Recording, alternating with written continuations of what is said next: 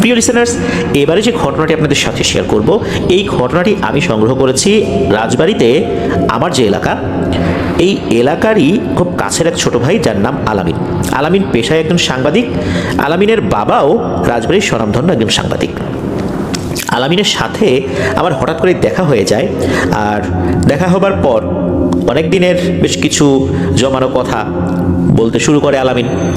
কথার এক পর্যায়ে আলামিন বলে যে তার সাথে ঘটে যাওয়া দুটি ঘটনা রয়েছে। দুটি ঘটনা আমি শুনলাম, আমার কাছে ভালো লাগলো।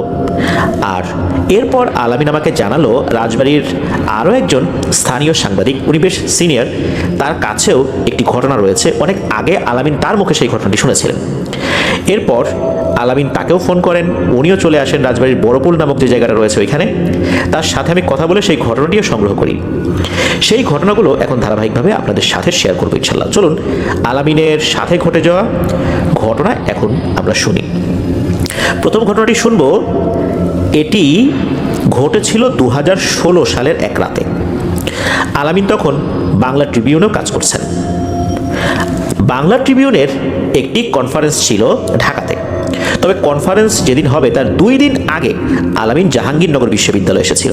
কারণ হচ্ছে ওই সময় জাহাঙ্গীরনগর বিশ্ববিদ্যালয়ে বাংলা ট্রিবিউনের প্রতিনিধি ছিলেন সজীব নামে একজন ভাই। সজীব ভাইয়ের অনুরোধেই আলামিন জাহাঙ্গীরনগর বিশ্ববিদ্যালয়ে আসে। আলামিন চিন্তা করলো যে জাহাঙ্গীরনগর বিশ্ববিদ্যালয়ে একটু ঘুরে দেখি, ফার্স্ট টাইম জাহাঙ্গীরনগর বিশ্ববিদ্যালয়ে আসলাম। সজীব ভাই আলামিনকে বলেছিল যে ভাই আসেন, এখানে বটতলায় অনেক ধরনের ভর্তা আইটেম রয়েছে, অনেক মজা, আপনাকে খাওয়াবো আর আশেপাশে ঘুরিয়ে দেখাবো। আলামিন চিন্তা করলেন যে কাজ তো আসলে আরও 2 দিন পরে, মাঝখানে 2টা দিন যদি একটু ঘুরি ভালোই লাগবে। এই চিন্তা করে আলামিন চলে যায় জাহাঙ্গীরনগর বিশ্ববিদ্যালয়ে। আলামিনের যতটুকু মনে পড়ে, আলামিন আমাকে বলেছে যে এক্স্যাক্ট হলের নামটা তার মনে নাই, তবে যতদূর তার মনে পড়ছে এটা মীর মোশাররফ হোসেন হল হতে পারে, এমনটা আমাকে বলেছিল। তবে এক্স্যাক্ট আসলে এটা কোন হল এটা আসলে ওর মনে নেই। কারণ হচ্ছে আলামিন যেই সময়টাতে ঢুকেছিল সন্ধ্যা হয়ে গেছে, আর সেই ভাই তাকে রিসিভ করে দ্রুত হলে নিয়ে গেছে, যার কারণে হলের নাম যে কি ওটা ওইভাবে খেয়ালও করতে পারেন নাই। ওই রাত্রে খাওয়া দাওয়া করে নির্দিষ্ট কক্ষে সজীব ভাই এবং আলামিন শুয়ে পড়েছেন। 2টা বেড রয়েছে। আলামিন গেস্ট হিসাবে সেখানে শুয়ে পড়েছেন। রাজবাড়ি থেকে জার্নি করে আলামিন আসে, স্বাভাবিকভাবেই শরীরটা একটু ক্লান্ত। আলামিন শুয়ে পড়েছেন, ওই ভাইও ঘুমিয়ে পড়েছেন। রাত তখন আনুমানিক 2টা কি 2:30 বাজে। ওই সময়ে একটা ঘটনা ঘটে। আলামিন স্বপ্নে একটা ভয়ঙ্কর দৃশ্য দেখতে পান। আলামিন স্বপ্নের মধ্যে দেখতে পায় যে আলামিন ওই রুমেই শুয়ে আছে, অর্থাৎ যেই রুমটাতে সে ঘুমিয়েছে সেই রুমেই শুয়ে আছে, ওই বেডেই শুয়ে আছে, পাশের বেডে ওই সজীব ভাই শুয়ে আছে। হঠাৎ করে দরজা খুলে গেল। অদ্ভুত চেহারা এবং উচ্চতার 2জন লোক ঢুকলো। 2জন লোকের চেহারা খুবই অদ্ভুত, কেমন তা বোঝানো যাবে না। মুখ লম্বা টাইপের, আর চেহারা বেশ খসখসে টাইপের, মানে মানুষের স্কিন থাকে না অনেক খসখসে কুচকানো, এরকম আর কি, বেশ লম্বা। আর তাদের দেহের গড়ন মোটা সোটাও বলা যাবে না, চিকনও বলা যাবে না, মাঝারি গড়নের, আলখেল্লা টাইপের ড্রেস পরা। ড্রেসটা সাদা, তবে মনে হচ্ছে ময়লা হয়ে গেছে, এমন কিছু। এদের 2জনের হাতেই অদ্ভুত টাইপের একটা জিনিস, দেখে মনে হচ্ছে বিশাল আকৃতির সিরিঞ্জ বা ইনজেকশন টাইপের কোনো জিনিস। এই 2টা জিনিস হাতে নিয়ে এই 2জনই রুমের মধ্যে প্রবেশ করলো।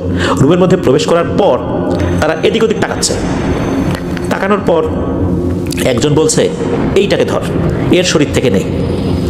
তখন আরেকজন বলছে এই দাঁড়া, এ তো মনে হচ্ছে নতুন রে, এ তো এখানকার না, এ নতুন তো, থাক ছেড়ে দে, এটা ছেড়ে দে, আজকের মতো চল চলে যাই। এরপর তারা কি করলো, ঠিক যেভাবে এসেছিল ওভাবেই দরজা দিয়ে বেরিয়ে গেল। দরজাটা আপনা আপনি বন্ধ হয়ে গেল, ঠিক যেভাবে বন্ধ দরজা একা একাই খুলে গিয়েছিল যখন তারা 2জন ঢোকে। কারণ তারা যখন 2জন ঢুকেছিল একা একাই ক্যাচ ক্যাচ শব্দে দরজাটা খুলে গিয়েছিল। স্বপ্নের মধ্যে এই যে জিনিসটা দেখলো আলামিন, সে কিন্তু যেটা দেখলো মনে হচ্ছে এটা তার একদম চোখের সামনে ঘটছে, একদম বাস্তব। বাস্তবে যখন আমরা কোনো জিনিস দেখি যেমন অনুভূতি হয়, ঠিক তেমন। যখন এই 2জন ঘর থেকে বেরিয়ে গেল এবং দরজাটা আবার ক্যাচ ক্যাচ শব্দে বন্ধ হয়ে গেল, আলামিন তখন জেগে ওঠে। আলামিন জেগে উঠে তার কাছে এই অনুভূতি হলো, মাত্রই মনে হচ্ছে কেউ দরজা দিয়ে বেরিয়ে গেছে এবং বেরিয়ে যাওয়ার পর করিডোর দিয়ে কেউ হাঁটছে এই শব্দও মনে হচ্ছে শোনা যাচ্ছে। এই স্বপ্নটা দেখার সাথে সাথে আলামিন বেড থেকে নেমে পড়ে এবং পাশে শুয়ে থাকা সজীব ভাইকে ডাকতে থাকে। সজীব ভাই উঠে পড়ে।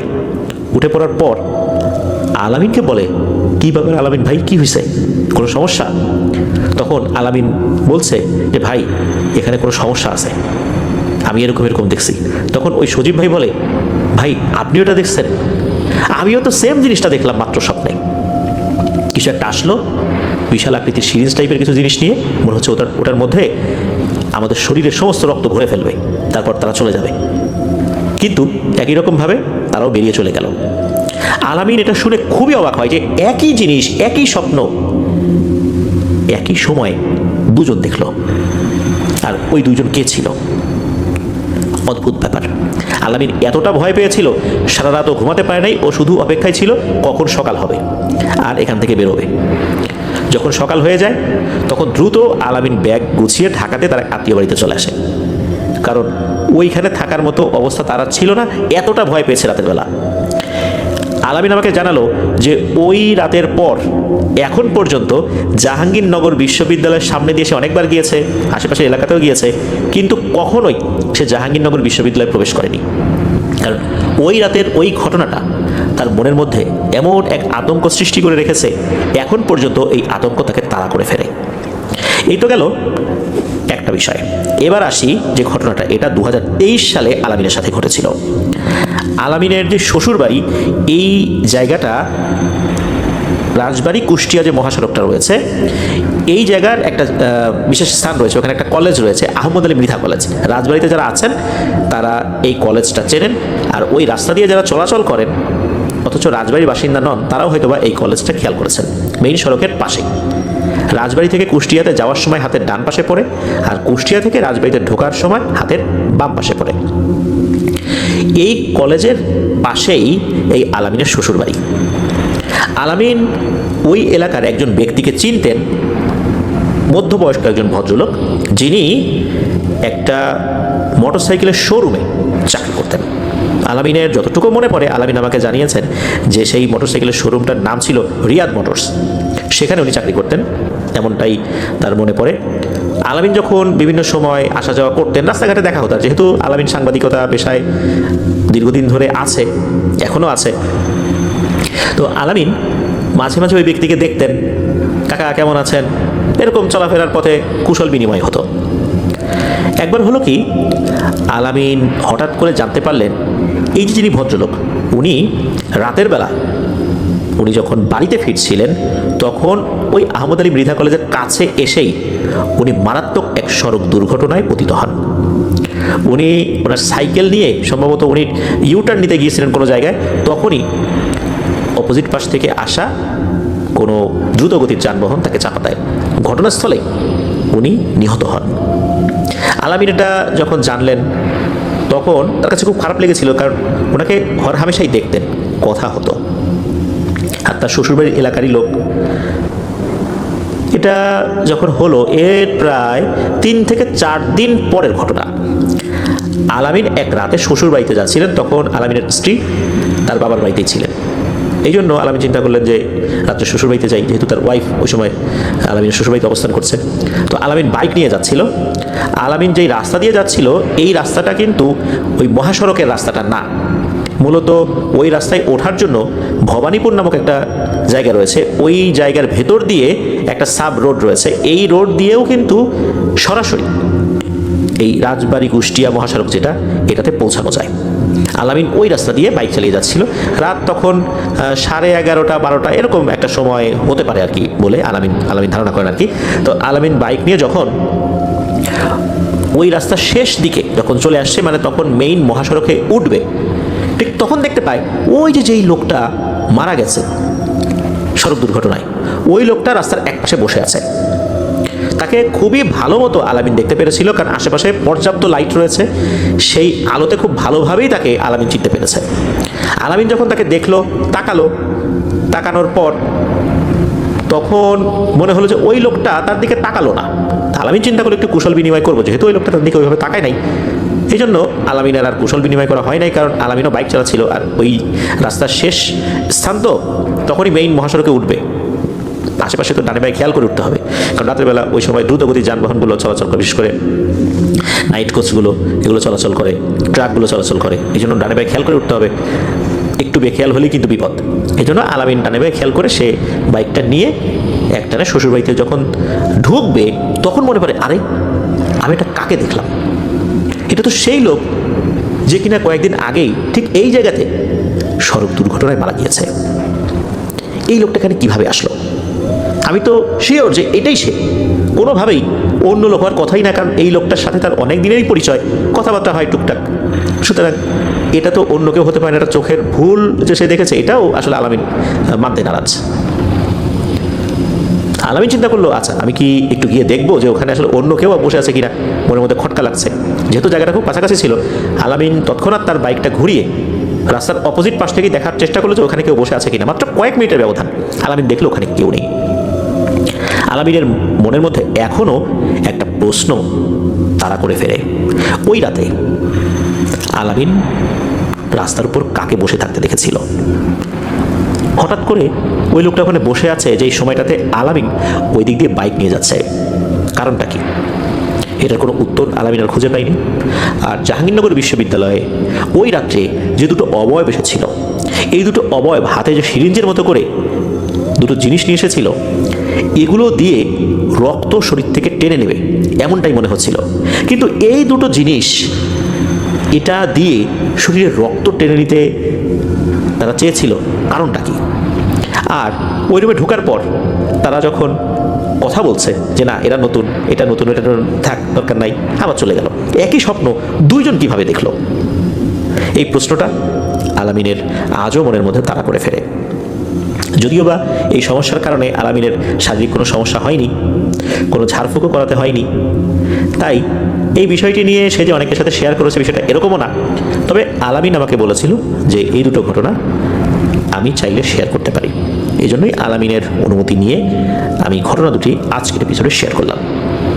আলামিনের আরেকটা নাম রয়েছে তানভীর, অনেকে তাকে তানভীর নামেও চেনেন, যেহেতু অনেকগুলো নিউজ সে কভার করেছে গাজী টিভিতে, এরপরেও আরও বেশ কিছু মিডিয়াতে সে কাজ করেছে, অনেকেই আলামিনকে চিনে থাকবেন, তানভীর নামেও চিনে থাকবেন।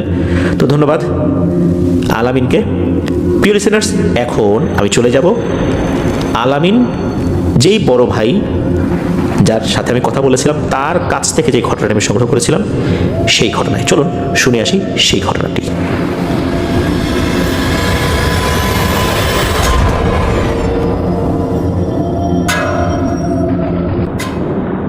প্রিয় লিসেনার্স, এখন যে ঘটনাটি আপনাদের সাথে শেয়ার করব, এই ঘটনাটিও আমি সংগ্রহ করেছি একজন সংবাদকর্মীর কাছ থেকে।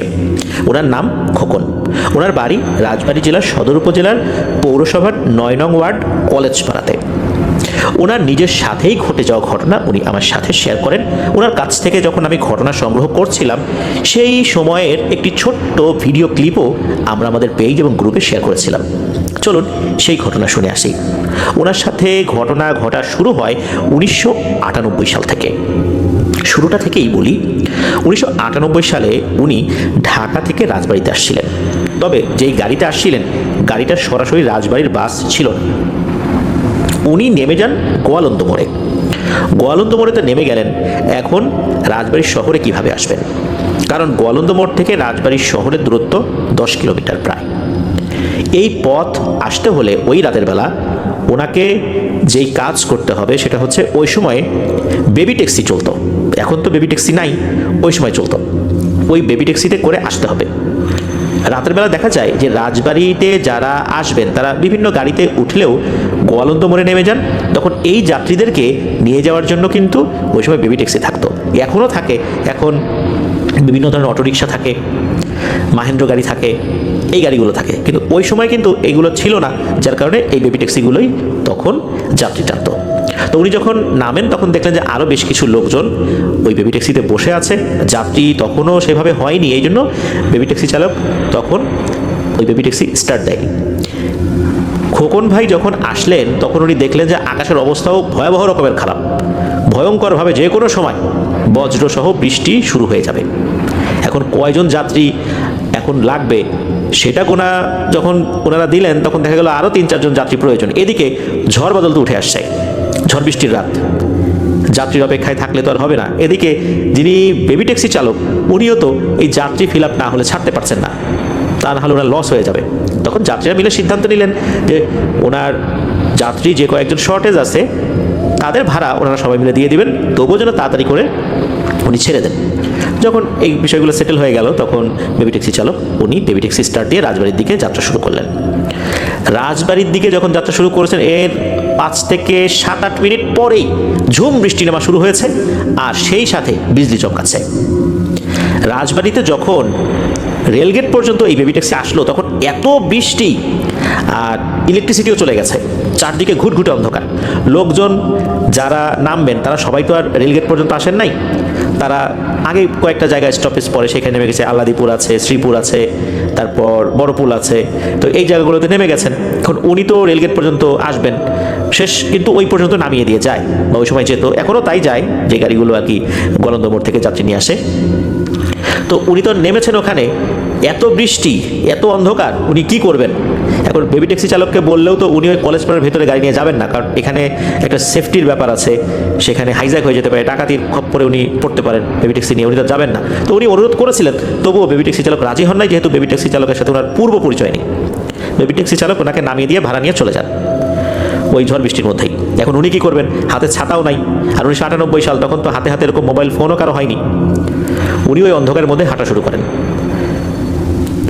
এত অন্ধকার যে পথ চলাই কষ্ট, যখন বিজলি চমকায় তখন দেখা যায়।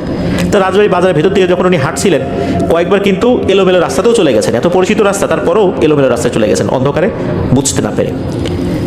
এমন ঝড় বৃষ্টি হচ্ছে যে রাস্তায় একটা কুকুর বিড়ালও নাই, সবাই যার যার নিরাপদ আশ্রয়ে আছে। উনি তারপরও হাঁটছেন, হাঁটতে হাঁটতে রাজবাড়ি রেল স্টেশনের যে জায়গা এটা পার হয়ে আরও নির্জন দিকে যাওয়া শুরু করেন। মানে বাজারে তো দোকানপাট আছে কিন্তু লোকজন তার তখন নাই, রাত তখন 3:30 বাজে, লোকজন থাকা তো প্রশ্নই আসে না। আর যারা পাহারাদার এনারাও যে এই ঝড় বৃষ্টির রাতে কোথায় বসে আছেন এটাও দেখা যাচ্ছে না। উনি বৃষ্টিতে ভিজতে ভিজতেই ওভাবে আগাচ্ছেন, যখন বিজলি চমকা একটু দেখেন একটু আগান, এইভাবে আগাচ্ছেন। রাজবাড়ি বাজার পার হয়ে কলেজ পাড়ার দিকে যেতে গেলে একটা জায়গা আছে, ওই জায়গায় খুব পুরনো একটি প্রতিষ্ঠান রয়েছে, RSK ইনস্টিটিউশন, রাজা সূর্য কুমার RSK। তো ওখানে আসার পর ডান দিকে একটা মোড় পড়ে সোজা চলে গেলে রাজবাড়ি সরকারি কলেজ হাতের ডান পাশে, আরও সামনে চলে গেলে হাতের ডান পাশে পড়ে সেই কুখ্যাত লাশ কাটা ঘর। তো উনি ওই RSK ইনস্টিটিউশনের পাশে যে রাস্তাটা কলেজ পাড়ার দিকে চলে গেছে, উনি ওই দিক দিয়ে যেই না এগিয়েছেন হঠাৎ করে অসংখ্য কুকুর, কয়টা কুকুর এটা উনি গুনতে পারেন নাই, তবে ওনার ধারণা ওখানে প্রায় 25-30টা কুকুর ছিল। কোত্থেকে যেন এতগুলো কুকুর চতুর্দিক থেকে ওনাকে ঘিরে ধরলো আর ভয়ঙ্করভাবে ডাকছে। এমনভাবে এই কুকুরগুলো তার কাছে চলে আসছে মনে হচ্ছে এখনই সবগুলো একসাথে ওনার উপর আক্রমণ করে ওনাকে ছিন্ন ভিন্ন করে ফেলবে। যখন বিজলি চমকায় তখন ওই কুকুরগুলোকে উনি দেখতে পান। আকৃতি স্বাভাবিক হলো, যখন বিজলির আলোটা জ্বলে ওঠে অল্প সময়ের জন্য, 1 সেকেন্ডেরও কম সময় বিজলি যেভাবে চমকায় আর কি, তখন মনে হয় এই কুকুরগুলোর চোখ অত্যন্ত ভয়ঙ্কর জ্বলছে, আলো পড়ার কারণে জ্বলতে পারে। একটা ব্যাপার সেটা হচ্ছে এই ঝড় বৃষ্টির রাতে যখন কুকুর বিড়াল সব নিরাপদ আশ্রয়ে থাকে তখন প্রচণ্ড বৃষ্টি বাতাস হচ্ছে, বিজলি চমকাচ্ছে, এর মধ্যে এতগুলো কুকুর একসাথে হঠাৎ করে ওনাকে কেন ঘিরে ধরলো? উনি কিন্তু ভয় পাচ্ছেন না, উনি জানিয়েছেন যে ওনার ভয় ডর ছোটবেলা থেকেই অনেক কম। এই কুকুরগুলো যার দিকে ওনাকে ঘিরে ধরেছে এর মধ্যে দিয়েই কিন্তু উনি আগাচ্ছেন। উনি জানেন যে এখন এই কুকুরগুলো যে কোনো সময় আক্রমণ করতে পারে, ভয় পেলেই ওরা আক্রমণ করবে।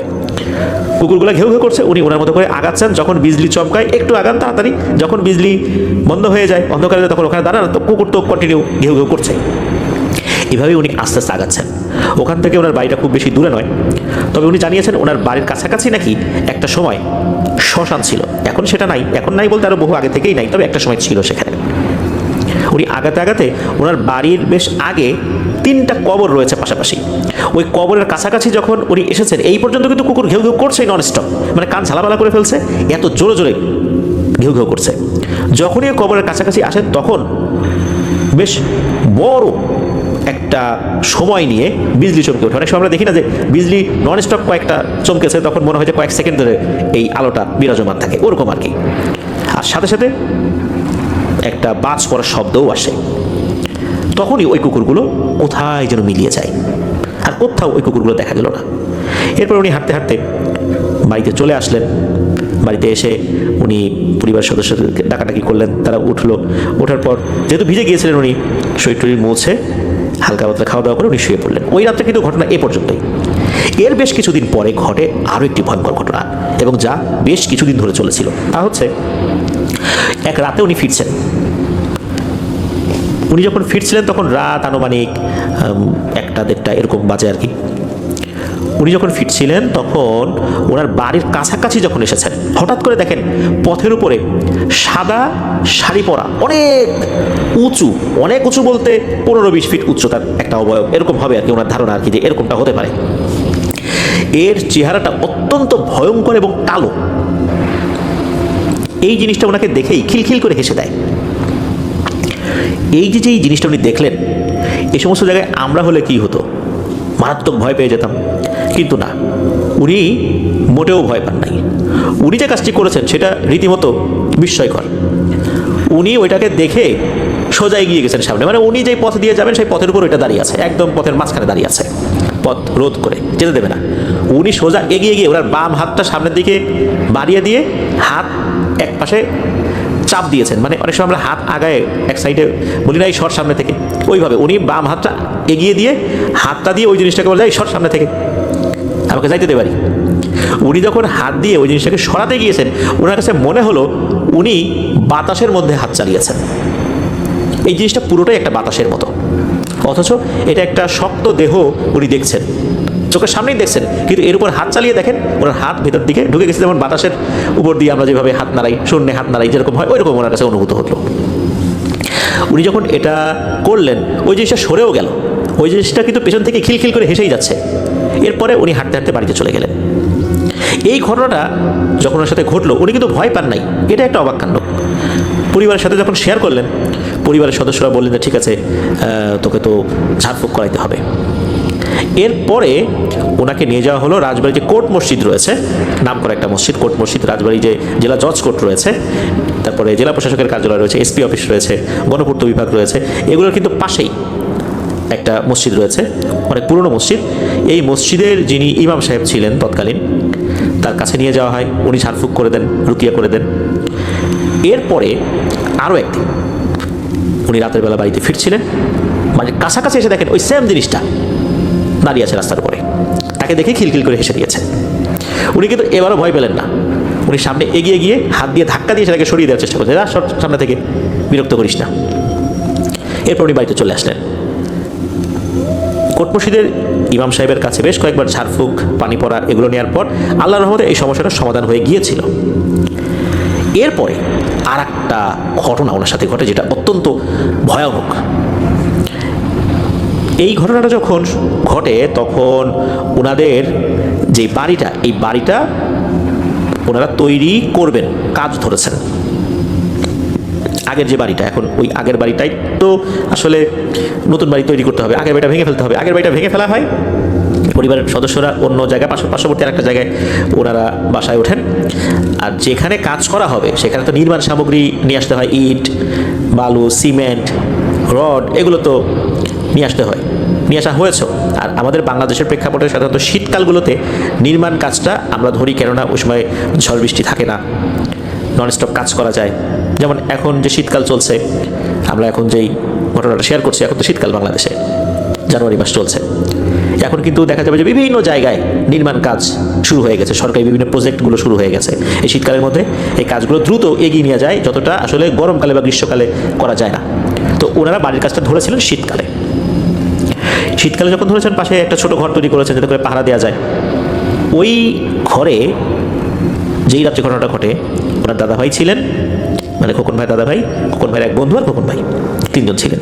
ওই রাত্রে মারাত্মক শীত পড়েছে, মানে এত শীত, কন করে ঠান্ডা। এখন ওনারা যে ঘরটা তৈরি করেছেন পাহারা দেওয়ার জন্য, ঘরটা তো এত পাকাপোক্ত না, বিভিন্ন জায়গা দিয়ে ঠান্ডা বাতাস আসছে, শীতে ওনারা জমে যাচ্ছেন।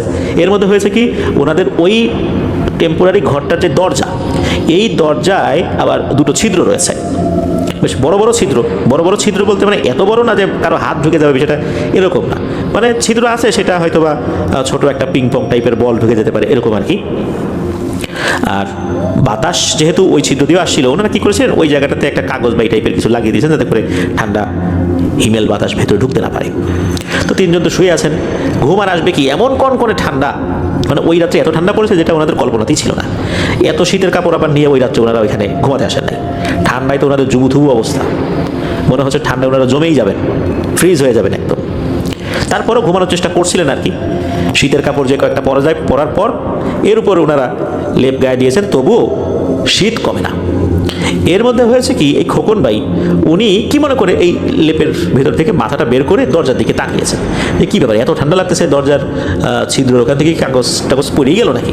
যখন উনি তাকিয়েছেন উনি দেখেন যে ওইখানে আসলেই কাগজ দুটা নাই। কোথায় গেল, পড়ে যেতেই পারে। উনি চিন্তা করলে যাই কাগজটা আবার একটু লাগিয়ে দিয়ে আসি, তাহলে তো একটু ঠান্ডা কমবে। এই চিন্তা করে যখন উনি উঠে লাগাতে যাবেন তখন দেখেন একটা ভয়ঙ্কর দৃশ্য। উনি দেখেন এই যে দরজার দুটো ছিদ্র, মনে হচ্ছে এই ছিদ্র দিয়ে কেউ বড় বড় চোখ করে ওনাদের দিকে তাকিয়ে আছে, এবং চোখ দুটো জ্বলছে। কিন্তু জ্বলছে বলতে অন্ধকারে কেউ চোখ দিয়ে তাকালে কিন্তু বোঝার কথা না। আমাদের চোখের যেই অংশ, সাদা অংশ আছে, কালো অংশ আছে, কিন্তু অন্ধকারের মধ্যে যদি কেউ চোখ দিয়ে দেখে তাহলে তো ঘরের মধ্যে অন্ধকার থাকলে তো আমি দেখতে পারবো না ওই ছিদ্র দিয়ে কে দেখছে, বুঝতেও পারবো না এখানে কারো চোখ আছে কি নাই। কিন্তু উনি স্পষ্ট বুঝতে পারছিলেন অনেক বড় বড় দুটো চোখ, এই দুটো চোখ দরজার দুই ছিদ্র দিয়ে তাকিয়ে আছে। এখানে আরো একটা কথা, দরজার এই দুটো ছিদ্র কিন্তু দুইটা পাল্লা, তো দুই পাল্লার মাঝখানে যে দূরত্ব মোটামুটি 1 হাত দূরত্ব ছিল এই দুটো ছিদ্রের। উনি দেখছেন যে এই দুটো চোখ একসাথে পিটপিট করছে, মানে আমরা যখন কোনো এক চোখের পলক ফেলি তখন কিন্তু অন্য চোখেও পলক পড়ে।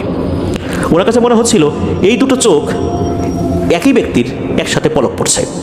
তার মানে হচ্ছে তার এক চোখ থেকে আর এক চোখের দূরত্ব মাঝখানে 1 হাত, তাহলে এই মাথাটা কত বড় হবে। উনি এই জিনিসটা যখন দেখেছেন তখন ওনার মাথার মধ্যে কাজ করে নাই যে এটা অস্বাভাবিক কিছু হতে পারে। উনি চিন্তা করছেন যে এমনিতেই শীতে অবস্থা খারাপ, এর মাঝখানে আবার কে আসছে এটা চোর চুরি করতে, মনে হয় ওই দেখতেছে ছিদ্র দিয়ে আমরা ঘুমাইছি কিনা। শীতের মধ্যে তাড়াতাড়ি আমরা শুয়ে পড়বো, বাইরে বের হবো না, এই সুযোগে বাইরে মানে রড সিমেন্ট সুযোগ বুঝে চুরি করে নিয়ে যাবে। উনি করেছেন কি, ওই পাশে থাকা একটা লোহার টুকরা, মানে একটা শাবলের মতো, এটা ওনারা নিরাপত্তার জন্য রাখতেন, এত চোর টোর আসলে যাতে ধাওয়া করা যায়। উনি ওই জিনিসটা নিয়ে দরজার দিকে আগানো শুরু করছে। যখন আগানো শুরু করেছেন উনি দেখেন যে ওই চোখ দুটো মনে হলো ওখান থেকে সরে চলে গেল। এরপর উনি দরজা খুলেছেন। দরজা খোলার পরে দেখেন যে ওনার থেকে মোটামুটি হাত 10 দূরে একটা 7-8 বছর বয়সী বাচ্চা ছেলে। তার শারীরিক গঠন 7-8 বছর বয়সী বাচ্চা ছেলে, স্বাভাবিক যে শারীরিক গঠন যেরকম হয় আর কি, ওই রকম, মোটাও না চিকন না, এরকম আর কি। শীতের রাতে যতটুকু দেখে মনে হচ্ছে যে কালো কুচকুচে ছেলেটা, একটা হাফ প্যান্ট টাইপের কিছু পরা আছে, খালি পা, পায়ে স্যান্ডেলও নাই, এটাও মনে হচ্ছে, খালি গা। ওনার এটাও মনে হচ্ছে না যে এই যে কনকনে শীতের রাত, এই শীতের রাত্রে 7-8 বছর বয়সী একটা বাচ্চা দিব্যি খালি গায়ে হাফ প্যান্ট পরে খালি পায়ে দাঁড়িয়ে আছে তার সামনে, শীতের কাপড় নাই, শীতে ঠকঠক করে কাঁপছে না, এটা অন্য কিছু হতে পারে। উনি ওই শাবল নিয়ে বলছে, এই বেড়া যা ভাগ এখান থেকে, কোত্থেকে আসছিস, চুরি চুরি করবি নাকি, যা ভাগ এখান থেকে, তাহলে দিলাম কিন্তু শাবল দিয়ে বাড়ি। উনি এরকম বলছেন। উনি দেখেন যে ওই জিনিসটা দূরে দাঁড়িয়েই খিলখিল করে হাসছে, এবং এমনভাবে হাসছে হাসির কোনো শব্দও হচ্ছে না, আর দাঁত বের করে যখন হাসছে দাঁতগুলো সাদা, এটা বোঝা যাচ্ছে। তবে দাঁতগুলো যে চোখা বা অস্বাভাবিক এরকম না, তো সাদা দাঁত এটা বোঝা যাচ্ছে। এটা দেখার সাথে কোনো মেজাজটা যায় গরম হয়ে, এমনি ঠান্ডার মধ্যে অবস্থা খারাপ, তার মাঝখানে একটা উটকো ঝামেলা। উনি ওই শাবলটা উঁচু করে ওর কাছে চলে গেছেন, দেখেন ওই জিনিসটা সরে না, দাঁড়াই আছে ওখানে। উনি রাগ করে ওই শাবল দিয়ে ওই জিনিসটা কোমরে একটা আঘাত করেছেন। যখনই আঘাত করেছেন ওই জিনিসটা বিশ্রী রকমের একটা শব্দ করে ওঠে, একবার শব্দ করে আবার চুপ, তারপর আবার দাঁত বের করে খিলখিল করে হাসে, শব্দ ছাড়া আর কি। এটা দেখার সাথে সাথে এবার তো ওনার মেজাজ আরও দ্বিগুণ হয়ে গেছে, মেজাজ গরম, মানে আগের বার থেকে এখন আরও মেজাজ দ্বিগুণ গরম হয়ে গেছে। এইবার উনি শাবল দিয়ে এটার এক হাতের সাইডে আর কি এবার দিয়েছেন সজোরে বাড়ি। ওনার শরীরের শক্তি যতটুকু ছিল এটা দিয়ে বাড়ি দিয়েছেন, মানে মেজাজটা এত গরম হয়েছে। যখনই উনি এটা দিয়ে বাড়ি দিয়েছেন ওই জিনিসটা আবার একটা বিশ্রী রকমের শব্দ করে ওঠে। অনেক সময় আমরা কুকুরকে যদি সজোরে আঘাত করি এক ধরনের শব্দ করে ওঠে, ওই টাইপের একটা শব্দ আর কি। তো একবার এরকম শব্দ করি আবার চুপ হয়ে যায়, আবার খিলখিল করে হাসতে থাকে। ওনারও আবার মেজাজ গরম, আবার উনি বাড়ি দেন, ওই এরকম 3-4 বার চলে। এর মধ্যে হয়েছে কি, ওনার যে বন্ধু শুয়েছিল ওই বন্ধু উঠে এসেছে, কারণ ওনার যে দাদা ভাই ছিলেন, মানে খোকন ভাই দাদা ভাই শুয়েছিলেন, তার বন্ধুকে বলছে, দেখতো খোকন কোথায় গেল রাতের বেলা, কোনো সমস্যা হলো কি না, ওই একা একা শাবল নিয়ে বাইরে বের হলো মনে হলো। ওনার বন্ধু আবার বের হয়ে দেখে সেম ঘটনা, মানে ওই যে একটা 7-8 বছর বয়সী বাচ্চার মতো একটা দাঁড়িয়ে আছে, ওই জিনিসটা কীভাবে যেন হাসছে, আর উনি ওই শাবল দিয়ে বাড়ি দিচ্ছেন। তখন উনি বলছে, এই কিরে কী করিস, এই দেখ না এই যে কোত্থেকে একটা আবিল দিয়ে এসে জুটছে, বিরক্ত করতেছে, চুরি করবে মনে হয়, আবার এখন এই যে কেমন কেমন করতেছে। তো উনি বলতেছেন যে এটারে তো মারার পরেও যাচ্ছে না, এক কাজ করি আয়, আমি হাত ধরি, 2 হাত ধরি, আর তুই 2 পা ধর, এই পাশে একটা খাল আছে, পুকুর আছে, এর এই পানির মধ্যে ফেলাই দিই, তাহলে যদি শিক্ষা হয়। যখন এটা বলেছেন ওনার বন্ধু, ওনারা দুজনেই দেখেন এই জিনিসটা দৌড়ে পাশে থাকা একটা ঝোপের দিকে চলে গেল। ওদিকে হয়েছে কি, ভিতরে থাকা ওই খোকন ভাইয়ের দাদা ভাই, উনি বলছেন যে এই খোকন তাড়াতাড়ি ভিতরে চলে আয়, বাইরে থাকার দরকার নেই, তাড়াতাড়ি ভিতরে আয়। কারণ ওনার বন্ধু যখন বাইরে বের হয়েছেন, তাদের দুজনের কথোপকথন কিন্তু আমার ভিতর থেকে দাদা ভাই শুনেছেন। তখন উনি কিছু একটা আঁচ করতে পেরেছেন, উনি বলছেন তাড়াতাড়ি ভিতরে চলে আয়। এদিকে ওনার বন্ধু ভিতরে আসলেও খোকন ভাইয়ের তো মেজাজ তো ঠান্ডা হয় নাই, প্রচণ্ড ঠান্ডায় বডি একদম কনকনে ঠান্ডা হয়ে গেলে ওনার মেজাজ তো তখন একদম হিট হয়ে আসেন মারাত্মক লেভেলের। কারণ ওই যে পিচ্চিটা, এই পিচ্চিটা ওনার মেজাজ এত গরম করে দিয়েছে, উনি এবার শাবল নিয়ে আরও আগায় গেছেন যে কোথায় গেল রে, এটারে আবার একটু উত্তম মধ্যম দিয়ে নিই। এদিকে ওনার বন্ধু কিন্তু পেছন দিকে মানে চলে এসে ঘরের ভিতরে ঢুকে গেছেন, আর উনি আগায় গেছেন। উনি যখন আগায় গেছেন, আগায় যাওয়ার পর তখন দেখেন যে ওই জিনিসটা ঝোপের ভিতর থেকে আবার বের হয়ে আসছে। বের হয়ে এসে অদ্ভুত টাইপের একটা কাজ করে, সেটা হচ্ছে ওই জিনিসটার বৃদ্ধাঙ্গুলি তার কানের ভেতরে ঢুকিয়ে দেয়। ঢুকিয়ে দেওয়ার পর 4 আঙ্গুল উঁচু করে তাকে ইশারা করে ডাকতে থাকে, মানে আয় আয় করে ডাকতে থাকে। মানে এক হাতের বৃদ্ধাঙ্গুলি কানের ছিদ্রের মধ্যে ঢুকিয়ে দিয়েছে, আর 4 আঙ্গুল দিয়ে আয় আয় করে ডাকতেছে, যেভাবে আমরা হাত দিয়ে ইশারা করে ডাকি ওইভাবে ডাকছে। এইরকমভাবে যখন ডেকেছে আর ওই খিলখিল করে হাসছে শব্দহীনভাবে, ওই সময় এসে খোকন ভাই বুঝতে পেরেছেন, আরে এতক্ষণ আমি কি করলাম, আমি যে এই যে লোহার জিনিসটা দিয়ে এটাকে কয়েকবার মারলাম, যত জোরে মারছি, এত জোরে কোনো মানুষকে মারলে তো বেঁচে থাকার কথা না, আর বেঁচে থাকলেও ওর তো দাঁড়িয়ে থাকার কথা না। এই জিনিসটা দিব্যি হেসে চলছে, আমাকে এখন আবার ডাকছে, এইটা তো স্বাভাবিক না রে। উনি তখন ওই শাবলটা হাতে নিয়েই উল্টো দিকে ঘুরে দিয়েছেন এক দৌড়ে উনি ঘরে এসে দরজা লাগিয়ে দিয়েছেন। দরজা লাগানোর পর তখন ওই দাদাভাই আছে, ওই দাদাভাই বলতেছেন যে এই তোর আসতে এত সময় লাগলো, আমি তখন বাইরে বের হচ্ছিলাম, তোর কি বুদ্ধি শুদ্ধি নাই, এই ঠান্ডার সময় কেউ খালি গায়ে বাইরে বের হয়ে থাকে, আর তুই এত জোরে জোরে আঘাত করলি, তোর কি একবারও বুঝে আসলো না যে এইটা অন্য কিছু? তখন উনি বলতেছে হ্যাঁ আমি তো পরে বুঝতে পারছি। তখন আর দাদাভাই বলতেছে যে বুঝতে তো পারছিস, ভাগ্যিস আল্লাহর রহমতে হাতেই শাবলটা ছিল, তা না হলে তো তোকে ওইখানেই মাটির কত নিচে যে পুঁতে ফেলতো তা আল্লাহ মাহমুদ ভালো জানে। আমি তো বের হচ্ছিলাম, এর মধ্যে তুই দৌড় দিয়ে চলে আসছিস, কাজটা ভালো করিস নাই রে। তো ওই রাত্রে তো ওনার বেশ ভয় লাগে যে আসলেই তো কাজটা কী করলাম। ওই রাত্রে এমনি ঠান্ডা কনকনে অবস্থা, তারপরে তো এই সমস্যা হয়েই গেল, উনি আর সারা রাত ঘুমাতে পারেন নাই। পরদিন সকালবেলায় যে কোর্ট মসজিদে ইমাম সাহেবের কাছে নিয়ে যাওয়া হয়, উনি সেম কথাটাই বলেন যে তোমার হাতে যদি ওই জিনিসটা না থাকতো তাহলে তো তোমাকে মেরেই ফেলতো, আল্লাহর রহমতে বেঁচে গেছো, আল্লাহর কাছে শুকরিয়া আদায় করো। তো হুজুর ওনাকে ঝাড়ফুঁক করে দেন, পানি পড়া দিয়ে দেন। আর ওই যে পুকুরটার কথা বললাম, যে পুকুরে ওই 7-8 বছর বয়সী বাচ্চা যে অবয়বটা তাকে ফেলে দিতে চেয়েছিলেন খোকন ভাইয়ের বন্ধু, তো ওই পুকুরটা ভরাট করে ফেলা হয়েছে, ওই পুকুরের অস্তিত্ব এখন নাই, ওখানে ঘরবাড়ি হয়ে গেছে এমনটাই জানিয়েছেন। তো ওনার সাথে ঘটে যাওয়া এই কয়েকটি ঘটনাই আমাদের সাথে শেয়ার করেছেন। পরবর্তীতে ওভাবে আর ওনার সাথে ঘটনা ঘটেনি আল্লাহর রহমতে, এখন স্বাভাবিক আছেন। তবে উনি জানিয়েছেন উনি খুবই একজন সাহসী মানুষ, ভয়টা ওনার কম, যেহেতু সাংবাদিকতা করে রাত বিরেতে অনেক জায়গায় যেতে হয়। উনি নিউজ 21 চ্যানেলে বর্তমানে কর্মরত রয়েছেন, এছাড়া আরও বেশ কিছু পেপার পত্রিকা উনি লেখালেখি করছেন, এমনটাই জানিয়েছেন আমাদেরকে। ধন্যবাদ জানাচ্ছি খোকন ভাইকে, ধন্যবাদ জানাচ্ছি আলামিন তানভীরকে, ওনাদের সহযোগিতায়, ওনাদের মাধ্যমে ওনাদের সাথে ঘটে যাওয়া এই ঘটনাগুলো আমি শেয়ার করতে পেরেছি। এই জন্য আশা করি আপনাদের কাছ থেকে ভবিষ্যতেও ইনশাল্লাহ আরও ঘটনা আমরা পাবো, আপনাদের জানা ঘটনাগুলো আপনাদের কাছ থেকে ইনশাল্লাহ পাবো বলে আশা করছি। প্রিয় লিসেনার্স, চলে যাব আমাদের এবারের এপিসোডের পরবর্তী আরও একটি নতুন ঘটনায়।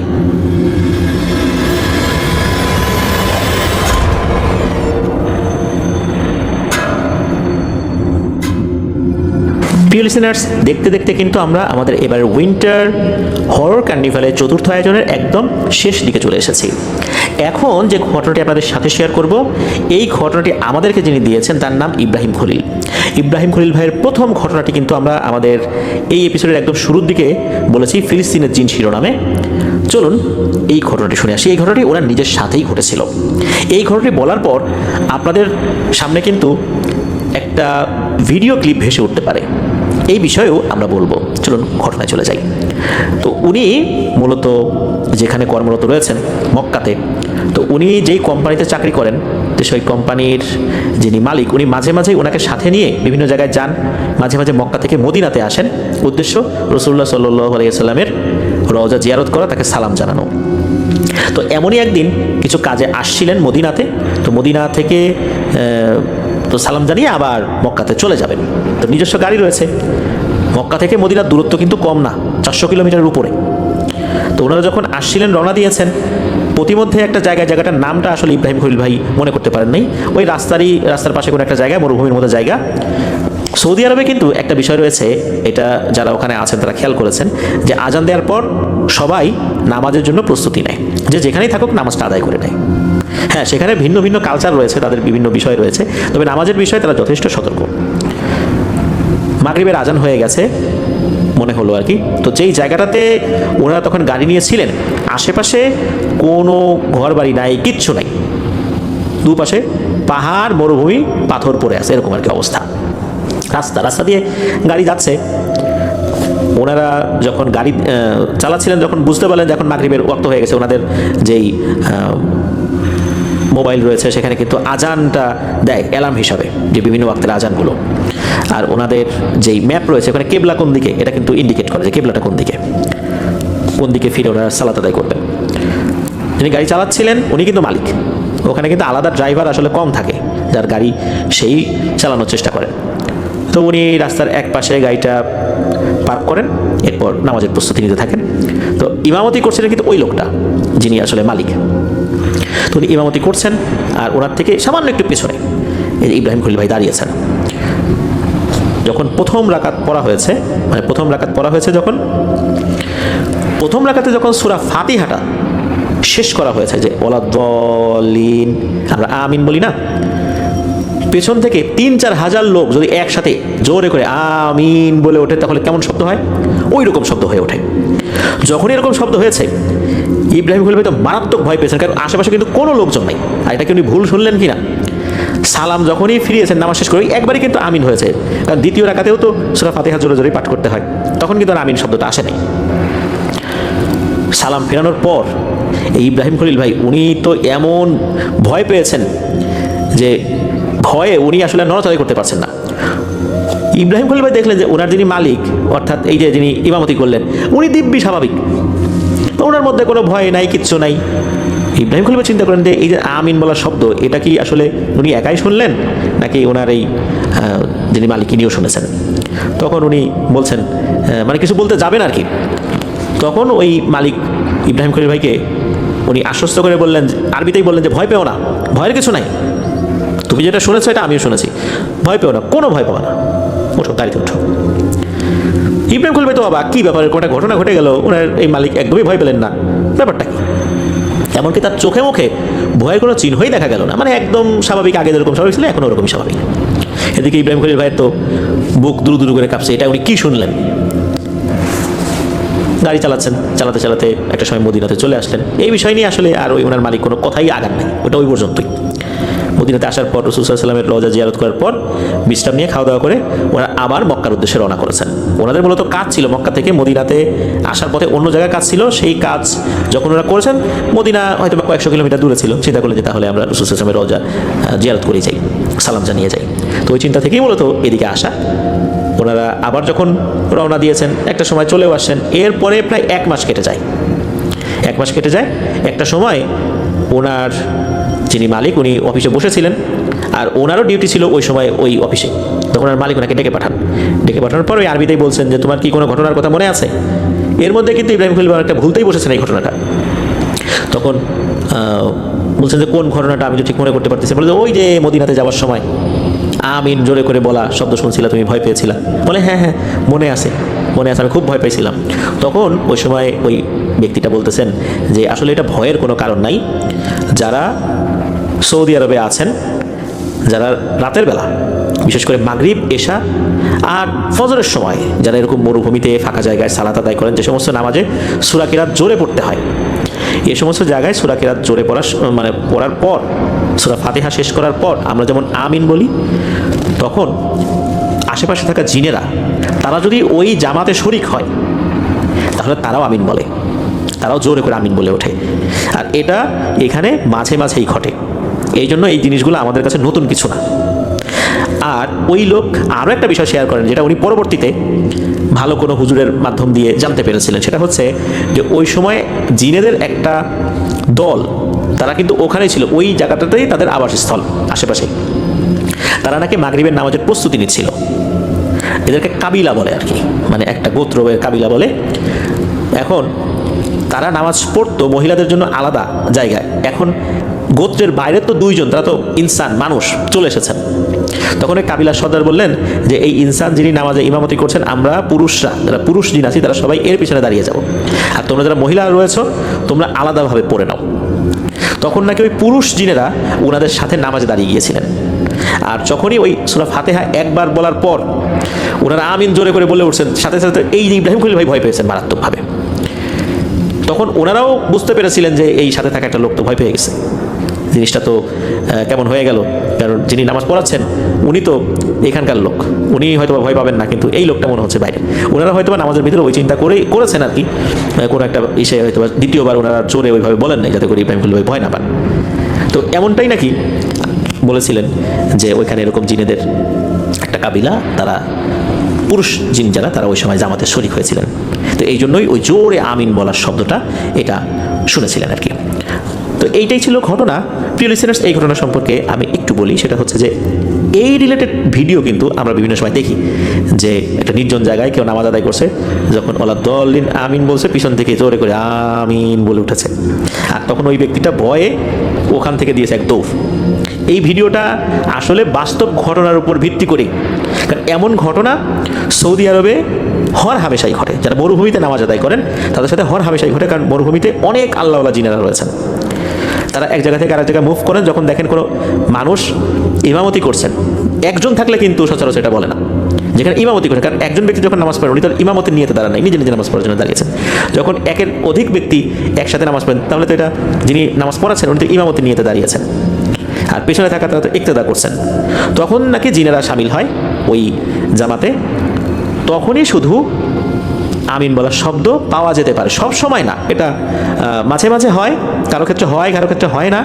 মানুষ অনেক সময় ভয় পেয়ে যাবে, এটাই স্বাভাবিক। কখনো কখনো হয়, যার কারণে এই বিষয়টা ওখানে অনেকেই জানেন। এটা এখনও চলমান রয়েছে, যেমনটাই তথ্য পাওয়া যায়। এরকম ঘটনা ওখানে সবসময় ঘটতে থাকে। আমাদের বাংলাদেশে যেরকম অনেক ধরনের ভয়ের ঘটনা, একই ধরনের ঘটনা বিভিন্ন জায়গায় ঘটে। তো এই যে আমিন, জিনেদের আমিন বলার ঘটনাটাও ওখানে হর হামেশাই ঘটে। আর এটা নিয়ে ওনাদের মধ্যে, মানে সৌদি আরবে যারা লোকাল লোকজন আছে তাদের মধ্যে ওরকম ভয় ভীতি কাজ করে না, কারণ যারা পিছন থেকে আমিন বলেছেন তারা অত্যন্ত নেককার, ভালো, যে তাদের দ্বারা কোনো ক্ষতি হওয়ার সম্ভাবনা নাই। এই জন্যই ওনারা এই বিষয়টা আসলে ওইভাবে আমলে নেন না, পাত্তা দেন না। ওনারা ওনাদের মতো করে সালাত আদায় করে যান। প্রিয় লিসেনার্স, আজকের এই এপিসোডে যে ঘটনাগুলো আপনাদের সাথে শেয়ার করলাম, আমি জানি না যে আপনাদের এক্সপেকটেশন কতটা পূর্ণ করতে পেরেছি। তবে আমরা সবসময় বলি, আমরা সত্য ভয়ের ঘটনা প্রচারের চেষ্টা করি। আপনাদের কাছ থেকে আমরা যেরকম ঘটনা পাই, আমরা যেরকম সত্য ভয়ের ঘটনা সংগ্রহ করতে পারি, সেগুলোই আপনাদের সাথে শেয়ার করার চেষ্টা করি। সব ঘটনা একরকম হবে না, এটাই বাস্তবতা। সব ঘটনায় টান টান উত্তেজনা থাকবে না, এটাই বাস্তবতা। কেননা সব ঘটনা যদি একই রকম হয় তাহলে ঘটনার যে ভেরিয়েশন, এই জিনিসটা তো থাকছে না। আর ভৌতিক ঘটনা একটা থেকে আরেকটা ভেরিয়েশন রয়েছে। আমরা চেষ্টা করব সত্য ভয়ের ঘটনা যেভাবে প্রচার করার চেষ্টা করছি, আপনাদের ওয়ার্ল্ড যতদিন থাকবে এই চেষ্টাটাই যেন আমরা অব্যাহত রাখতে পারি। আল্লাহ যেন সেই তৌফিক আমাদেরকে দান করেন। প্রিয় লিসেনার্স, আপনারা আমাদের সাথে থেকে প্রতিনিয়ত উৎসাহ দিবেন। আপনারাও ঘটনা পাঠাতে পারেন লিখে বা রেকর্ড করে আপনাদের ওয়ার্ল্ড media@gmail.com এই ইমেল অ্যাড্রেসে। আপনারা ঘটনা না পাঠালে আমাদের চলার পথ অনেকটা কঠিন হয়ে যাবে, আমরা হয়তো বা আগাতে পারবো না। আমরা চাই আর অনেকটা সময় নিয়ে আপনাদের সাথে একসাথে এই আপনাদের ওয়ার্ল্ডের জার্নিটা আমরা যেন উপভোগ করতে পারি। আল্লাহ তাআলা সেই তৌফিক আমাদেরকে দান করুন।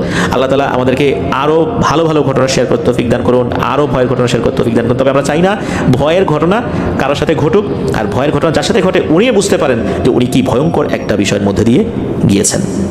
আমরা চাই না এমনটা কারোর সাথে হোক। যারা বদনজর, হিংসা, জাদুটনা দ্বারা আক্রান্ত রয়েছেন, আল্লাহ তাআলা তাদেরকে সুস্থতা দান করুন।